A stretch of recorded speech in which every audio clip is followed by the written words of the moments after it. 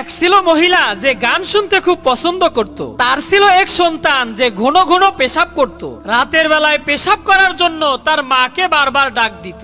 মা একদিন ঘন ঘন পেশাব করা সেই সন্তানকে বলল, প্রতিদিন বারবার পেশাব করব শুনতে ভালো লাগে না, আজ থেকে রাত্রিবেলায় পেশাব আসলে বলবা গান বলবো। এরপর থেকে যখন ওই পেশাব আসতো তার মাকে বলতো, মা গান বলবো। তার মা তাকে পেশাব করিয়ে নিয়ে আসতো। কিন্তু বিপদ তো হইল সেই দিন যেই দিন ছেলেটা তার নানার সাথে ঘুমিয়েছিল। হঠাৎ মাঝরাতে নানাকে ডেকে বলছে, নানা আমি গান বলবো। নানা হাজি সাহেব মানুষ, গান টান শুনতে তো পছন্দ করে না। নানা বলল, গান বলা ভালো না, চুপচাপ ঘুমাও। নাতি কিছুক্ষণ চুপ করে রইল। কিছুক্ষণ পর লাফ দিয়ে উঠে বলে, নানা আমাকে গান বলতেই হবে, না হলে বিপদ। নাতি যখন ছাড়ছেই না তখন নানা বলল, ঠিক আছে তুই আমার কানের কাছে এসে আস্তে আস্তে গান বল। নাতি এবার নানার কানের কাছে গিয়ে মেশিন চালু করে দিল।